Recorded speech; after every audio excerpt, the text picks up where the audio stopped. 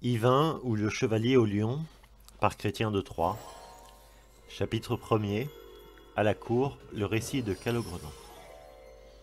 Arthur, le sage roi de Bretagne, dont la prouesse nous incite à être vaillants et courtois, tint une cour d'une magnificence toute royale, lors de cette fête qui tant coûte qu'il faut bien l'appeler la Pentecôte. Le roi était à quart d'œil, au pays de Galles. Après le repas, les chevaliers se répandirent dans les salles pour former de petits groupes, là où les dames, des demoiselles ou des jeunes filles les appelaient. Les uns échangeaient des nouvelles, les autres parlaient d'amour, des tourments, des souffrances et des grands bienfaits qu'en ont souvent reçus les fidèles de son ordre, qui à cette époque étaient riches et généreux. Mais aujourd'hui on trouve bien peu de ces fidèles, car voici que presque tous l'ont abandonné, et amour en est bien déprécié. Ceux qui aimaient avaient une réputation de courtoisie, de vaillance, de largesse et d'honneur. Aujourd'hui, amour est devenu un sujet de plaisanterie, à cause de ceux qui, n'y connaissant rien, affirment qu'ils aiment. En fait, ils mentent, et à s'en vanter à tort, ils le réduisent à une plaisanterie et à un pur mensonge. Mais parlons des hommes de jadis et oublions ceux d'aujourd'hui, car, à mon sens, la courtoisie d'un mort a bien plus de prix que la grossièreté d'un vivant. C'est pourquoi je veux faire un récit qui mérite qu'on l'écoute. Il s'agit de ce roi qui avait une telle réputation qu'on en parle partout. Sur ce point, je suis l'avis des Bretons. Sa renommée durera toujours, et c'est grâce à lui que l'on se souvient de l'élite des chevaliers accomplis qui, par leurs travaux, acquirent la gloire. Ce jour-là, donc, on fut bien étonné de voir le roi se lever pour les quitter. Certains en furent choqués, et en disputèrent longtemps pour la raison que jamais encore il ne l'avait vu lors d'une si grande fête se retirer dans sa chambre pour dormir ou se reposer. Ce jour-là donc, c'est ce qui lui arriva, en sorte que la reine le retint, et il resta tant auprès d'elle qu'il s'assoupit et s'endormit. À la porte de la chambre, à l'extérieur, se trouvaient Daudinet, Sagremort, Queux et monseigneur Gauvin, ainsi que monseigneur Yvain. Calogrenant était avec eux, un chevalier d'une grande amabilité qui s'est mis à leur faire un conte qui ne tournait pas à son honneur mais à sa honte. Tandis qu'il racontait son histoire, voici que la reine l'écoutait. Quittant le roi, elle se leva et elle arriva, sans bruit. Si bien qu'avant qu'on l'ait aperçue, elle était assise au milieu d'eux. Seul Calogrenant sauta sur ses pieds et se leva devant elle. Queux, qui aimait la raillerie et les propos méchants, acerbes et venimeux, lui dit « Par Dieu, Calogrenant, je vous vois bien vaillant et agile, il n'est pas douteux, et je m'en réjouis, que vous soyez le plus courtois d'entre nous. C'est là, j'en suis sûr, ce que vous vous imaginez, tant vous manquez de jugement. Il est normal que madame croie que vous êtes plus courtois et plus voyant que nous sommes tous. C'est par paresse, sans doute, que nous ne sommes pas levés, ou bien par négligence. Par Dieu, monsieur, ce n'est rien de tout cela. Quand vous vous êtes levé, nous n'avions pas encore vu madame. Certes que, fait la reine, vous en crèveriez, je crois bien, si vous ne pouviez épancher le venin dont vous êtes plein. Vous êtes odieux et grossier de chercher querelle à vos compagnons. Dame, si votre compagnie ne nous profite pas, fait que veillez à ce qu'elle ne nous nuise pas non plus. Je ne crois pas avoir rien dit qui puisse m'être reproché. S'il vous plaît, n'en parlez plus. C'est manquer de courtoisie et de jugement que de prolonger une discussion sur des sottises. Cette discussion doit s'arrêter là. Inutile de lui accorder plus d'importance. Faites-lui plutôt continuer le récit qu'il avait commencé, car ce n'est pas le moment de se quereller. À ces mots, Calogrenant intervint pour répondre. Seigneur, fit-il, cette querelle ne m'inquiète guère. Elle ne m'intéresse pas et j'en fais peu de cas. Si vous m'avez offensé, ce sera sans dommage pour moi. À de plus valeureux et de plus avisés que moi, monseigneur que vous avez souvent tenu des propos odieux, car vous en êtes coutumier. Impossible d'empêcher le fumier de puer, le taon de piquer, le bourdon de bourdonner, et le méchant de se rendre odieux et de nuire. Je ne raconterai rien de plus aujourd'hui si madame n'insiste pas, et je la prie de n'en plus parler et de ne pas m'imposer une chose qui me déplaît, si elle veut bien me faire cette grâce. Dame, tous ceux qui sont ici, fait que vous seront reconnaissants car ils ont envie de l'écouter.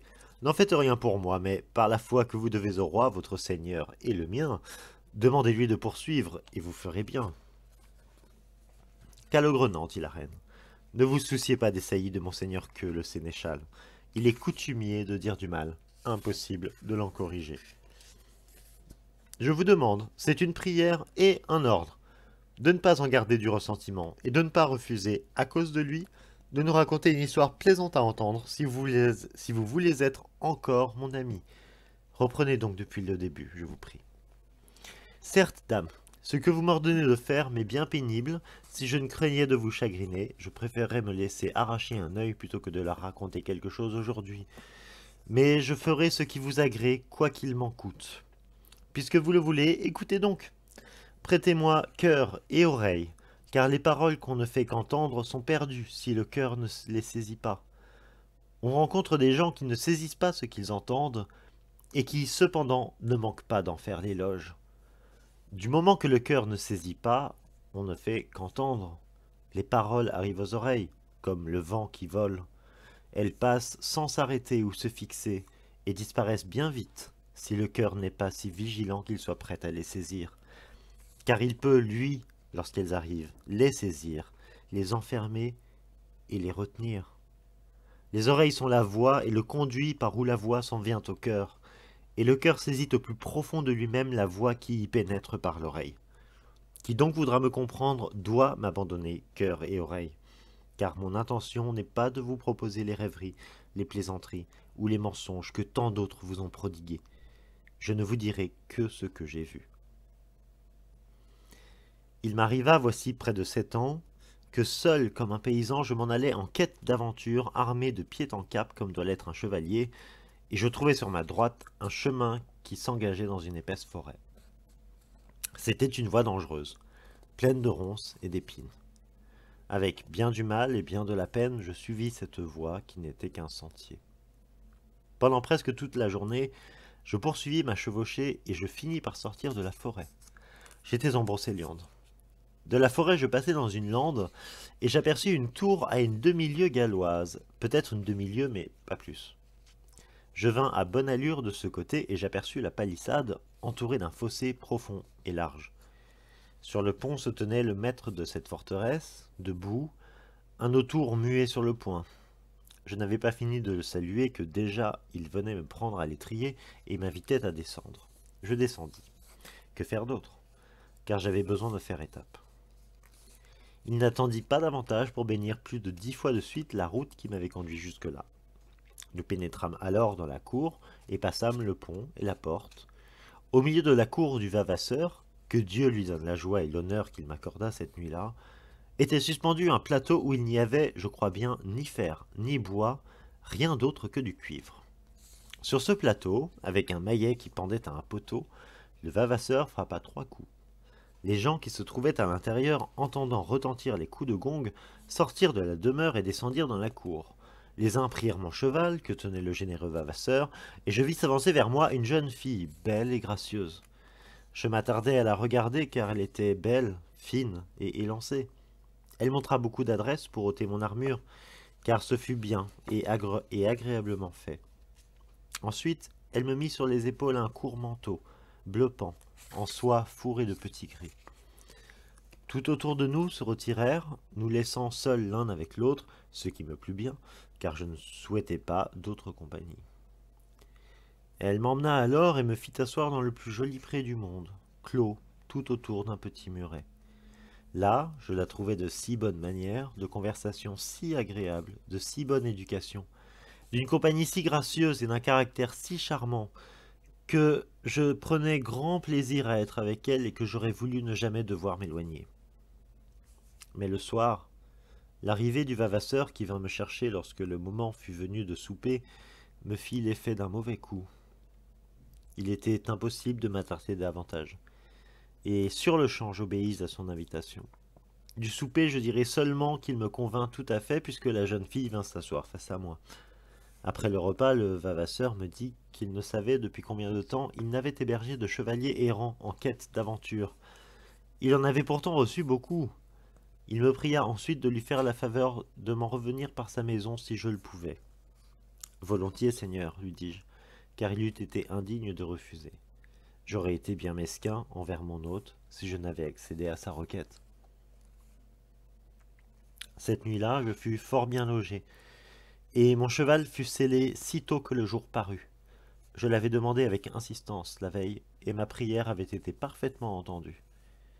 Je recommandai mon hôte et sa chère fille à l'Esprit Saint, je pris congé de tout le monde, et je partis aussitôt que je le pus. Je ne m'étais guère éloigné de chez eux quand je trouvai, dans des essarts, des taureaux sauvages en liberté. Ils se battaient les uns contre les autres et menaient un tel vacarme, montrant tant de fougue et de férocité, qu'à vous avouer la vérité, j'eus un mouvement de recul, car aucune bête n'a plus de fougue et de férocité que le taureau. Un rustre qui ressemble à un mors, d'une laideur et d'une hideur extrême, si laid qu'on ne saurait la décrire, était assis sur une souche, une grande massue à la main.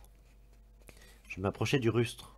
Je vis qu'il avait une tête énorme, plus grosse que celle d'un roncin ou d'une autre bête, des cheveux en mèche, un front pelé qui avait plus de 2 mains de large, des oreilles moussues et immenses comme celles d'un éléphant, des sourcils énormes, un visage plat, des yeux de chouette, un nez de chat, une bouche fendue comme un loup, des dents de sanglier pointues et rousses, une barbe noire, des moustaches en broussailles, et le menton soudé à la poitrine, une échine longue, tordue et bossue. Il était appuyé sur sa massue, habillé d'un vêtement extraordinaire, où n'entrait ni lin ni laine. C'étaient 2 peaux de taureau ou de bœuf, nouvellement écorchés, qu'il avait attachés à son cou. Le rustre sauta sur ses pieds dès qu'il me vit m'approcher. Je ne sais s'il voulait porter la main sur moi, ni quelles étaient ses intentions. En tout cas, je me mis en état de me défendre jusqu'au moment où je vis qu'il restait debout, sans bouger, ni faire un mouvement. Il était monté sur un tronc et il avait bien 17 pieds de haut. Il se mit à regarder sans dire un mot, comme aurait fait une bête, et je crus qu'il ne savait pas parler et qu'il était dénué de raison. Cependant, je poussai la hardiesse jusqu'à lui dire « Allons, dis-moi si tu es, ou non, une créature bonne. » Il me répondit alors « Je suis un homme. »« Quel genre d'homme es-tu ?»« Le même que tu vois, je ne change jamais d'aspect. »« Que fais-tu ici ?»« C'est là que je me tiens et je garde les bêtes dans ces bois. »« Tu les gardes ? Par Saint-Pierre de Rome, elles ne connaissent pas l'homme. Je ne crois pas qu'en plaine ou en bois, ni autre part, on puisse garder une bête sauvage, si elle n'est attachée ou parquée. Celles-ci, je les garde et m'en fais craindre en sorte qu'elles ne quitteront jamais cet endroit. Comment fais-tu? Dis-moi la vérité. Il n'y en a pas une qui ose bouger dès qu'elle me voit approcher, car je peux en attraper une de mes poings, que j'ai dure et robuste. Je la tiens si forte par ses 2 cornes que les autres tremblent de peur et se rassemblent autour de moi comme pour crier grâce. Mais en dehors de moi, personne ne pourrait s'y fier et aller se mettre au milieu d'elle. Il serait aussitôt tué. Voilà comme je suis maître de mes bêtes. Mais toi, tu devrais me dire, à ton tour, quel genre d'homme tu es et ce que tu cherches. Je suis, tu le vois, un chevalier, et je cherche ce que je ne peux trouver. J'ai beaucoup cherché, et je ne trouve rien. Et que voudrais-tu trouver? Des aventures, pour mettre à l'épreuve ma vaillance et ma hardiesse. Je te demande donc, je t'en prie, je te supplie, si tu en sais quelque chose, de m'enseigner aventure ou merveille. Pour cela, fait-il, c'est peine perdue. Les aventures, je n'en sais rien, et je n'en ai jamais entendu parler. Mais si tu voulais aller non loin d'ici, jusqu'à une fontaine, tu n'en reviendrais pas sans mal si tu t'acquittais de ce qu'elle exige. Non loin d'ici, à l'instant même, tu trouveras un sentier qui t'y conduira. Suis-le sans faire de détour. Si tu ne veux pas perdre tes pas, car tu pourrais vite t'égarer, il y a beaucoup d'autres chemins. Tu verras la fontaine qui bout, et qui pourtant est plus froide que du marbre. Elle est à l'ombre du plus bel arbre que nature ait jamais formé. En toute saison, il garde ses feuilles sans jamais les perdre, quelle que soit la rigueur de l'hiver. Un bassin de fer y est suspendu à une longue chaîne qui descend jusque dans la fontaine. À côté de la fontaine, tu trouveras un bloc de pierre. Tu verras ce qu'il en est. Je suis incapable de te le dire, jamais je n'en ai vu de semblable. De l'autre côté, il y a une chapelle, petite mais très belle. Si tu veux puiser de l'eau avec le bassin et la répandre sur la pierre, tu verras une tempête si terrible qu'il ne restera pas une bête dans ces forêts, ni chevreuil, ni cerf, ni daim, ni sanglier. Même les oiseaux la quitteront. Car tu verras la foudre tomber, le vent souffler, les arbres se briser, de la pluie, du tonnerre, des éclairs, tout cela avec une telle violence que si tu peux t'en aller sans de graves ennuis et sans qu'il t'en coûte, tu auras plus de chance que tous les chevaliers qui y soient jamais allés. Je quittai le rustre qui m'avait bien montré le chemin. On était alors à peu près au milieu de la matinée et il pouvait être près de midi quand j'atteignis l'arbre et la fontaine. Pour l'arbre, en un mot, je suis convaincu que c'était le plus beau pin qui ait jamais poussé sur terre. Je ne pense pas qu'il y ait jamais eu de pluie assez forte pour qu'une goutte d'eau le traverse. Tout coulait par-dessus. Je vis le bassin suspendu à l'arbre, de l'or le plus fin qu'on ait encore jamais trouvé à acheter sur une foire. Pour la fontaine, croyez-le, elle bouillait comme de l'eau chaude. La pierre était faite d'un bloc d'émeraude évidé comme un vase, porté par 4 rubis plus flamboyants et plus vermeils que le soleil du matin quand il monte à l'Orient. Je tiens à ne pas m'écarter d'un mot de la vérité pour vous raconter la suite. Je voulus voir la merveille de la tempête et de l'orage, mais je n'eus pas lieu de m'en féliciter car si je l'avais pu, je m'en serais repenti sitôt qu'avec l'eau du bassin j'eus arrosé la pierre évidée. J'en versai trop, je le crains.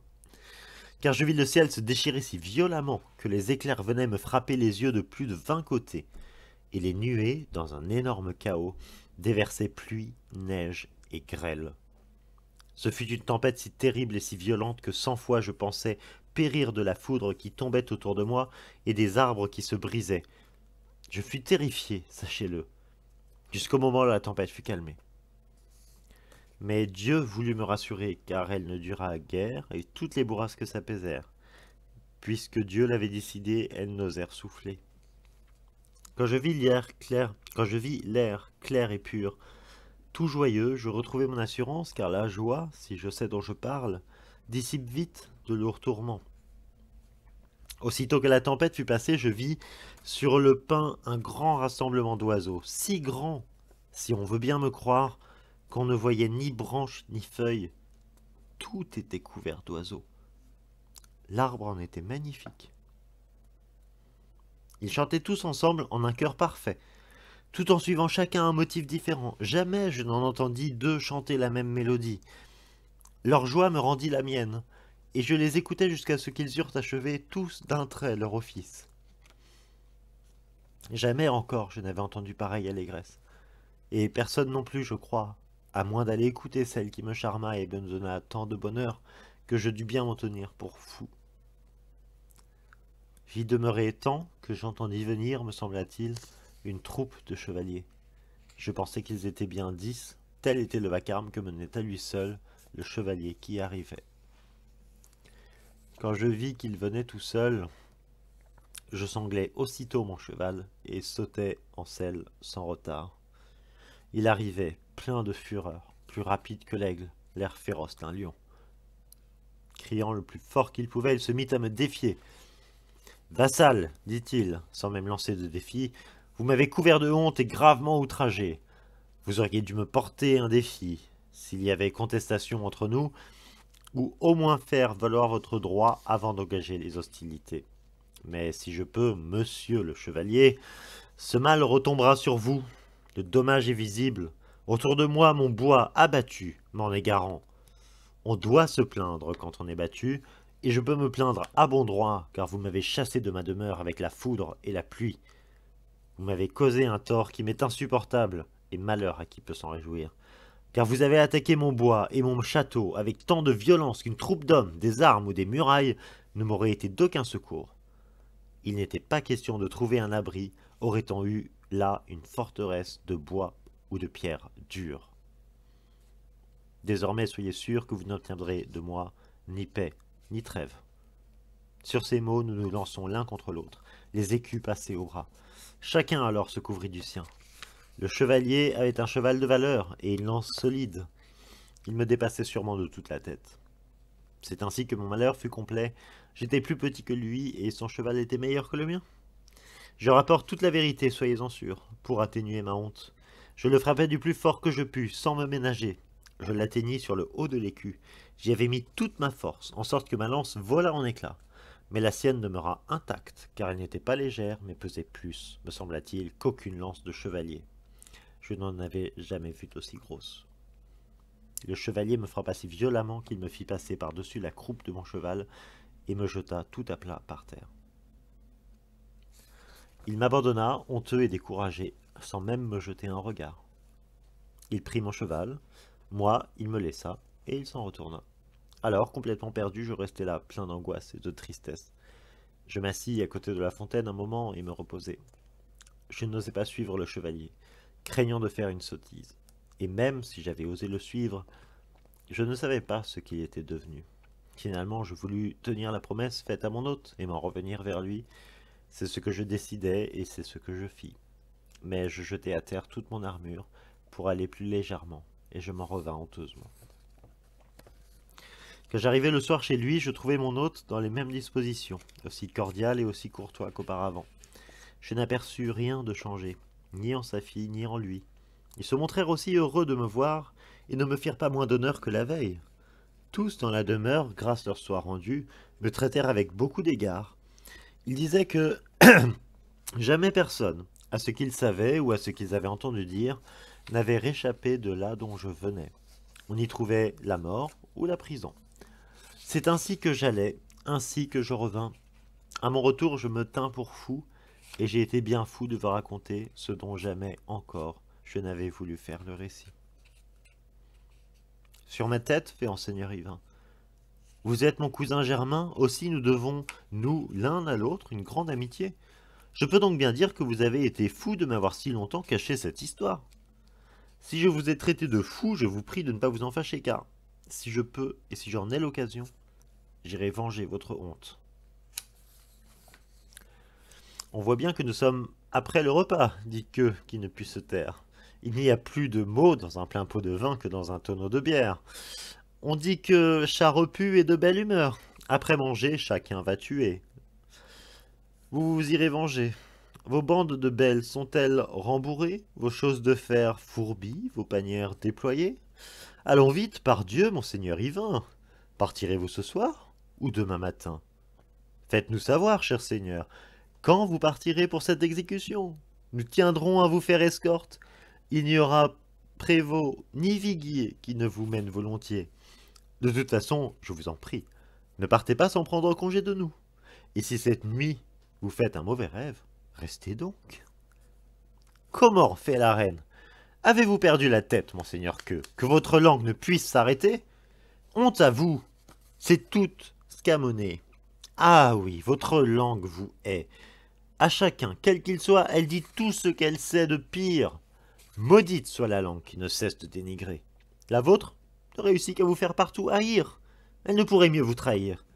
Sachez-le bien, si c'était la mienne, je la poursuivrais pour trahison. Quand on ne peut corriger quelqu'un, on devrait le traiter comme un fou et l'attacher dans l'église devant les grilles du cœur. Certes, madame, fait monseigneur Yvain, ces railleries ne me touchent pas. Le seul pouvoir, le seul savoir, la seule valeur de mon seigneur que, dans toutes les cours, c'est qu'il n'y sera jamais muet ni sourd. À toute grossièreté, il a l'art de faire des réponses empreintes de sagesse et courtoisie. Il n'a jamais agi autrement. Vous savez bien si je mens. Mais je ne veux pas me quereller ni me lancer dans une bêtise. Ce n'est pas celui qui donne le premier coup qui crée la bagarre, mais celui qui réplique. Qui raille son compagnon se querellerait facilement avec un inconnu. Je ne veux pas être comme le chien qui se hérisse et trousse les babines quand un autre chien lui montre les dents. Tandis qu'il parlait, le roi sortit de la chambre où il s'était beaucoup attardé, car il avait dormi jusqu'à ce moment-là. Les barons, quand ils le virent, se levèrent tous à son approche et il les fit tous se rasseoir et prit place auprès de la reine. Celle-ci aussitôt lui rapporta par le menu les aventures de Calogrenant, dont elle fit un récit parfait. Le roi les écouta avec plaisir et fit 3 serments complets. Il jura sur l'âme d'Uther Pendragon, son père, sur l'âme de son fils et sur l'âme de sa mère, qu'avant 15 jours passés, il irait voir la fontaine ainsi que la tempête et la merveille. Il y arrivera la veille de la Saint-Jean-Baptiste et y fera étape cette nuit-là. Il ajouta que viendraient avec lui tous ceux qui voudraient s'y rendre. La décision du roi accrut son prestige auprès de la cour, car tous désiraient vivement s'y rendre, tant barons que jeunes chevaliers. Mais qu'importe ceux qui s'en réjouirent, monseigneur Yvain, lui, en fut affligé, car il pensait y aller tout seul. Il fut tourmenté et anxieux d'apprendre que le roi devait s'y rendre. S'il en était fâché, c'est uniquement parce qu'il savait bien que monseigneur Queux était sûr d'obtenir le combat avant lui. S'il le réclamait, on ne le lui refuserait pas, à moins que monseigneur Gauvin lui-même, c'est possible, n'en fasse le premier la demande. Si l'un de ces deux-là le réclame, on ne le leur refusera pas. Mais il ne les attendra pas, car il n'a cure de leur compagnie. Il ira tout seul, c'est décidé, pour son bonheur ou pour sa peine. Reste qui voudra, lui, il veut être avant 3 jours en Brocéliande, et sa quête, s'il peut, n'aura de cesse qu'il n'ait trouvé, c'est le souci qui le ronge, le sentier étroit plein de broussailles, la lande, le manoir fortifié, la plaisante compagnie de la courtoise demoiselle, si accueillante et si belle, et avec sa fille, le noble chevalier qui s'épuise à faire honneur à ses hôtes, tant il est généreux et de bonne naissance. Il verra ensuite les taureaux et les sards, et le grand rustre qui les garde. Il lui tarde de voir ce rustre terriblement laid, grand, hideux, contrefait, noir comme un forgeron. Ensuite il verra, s'il le peut, le perron, la fontaine, le bassin, les oiseaux sur le pin. Il fera venir la pluie et le vent. Mais il ne veut pas commencer à s'en vanter, et c'est décidé, personne ne le saura, jusqu'à ce qu'il en soit couvert d'opprobre ou de gloire, qu'alors seulement soit connue l'affaire.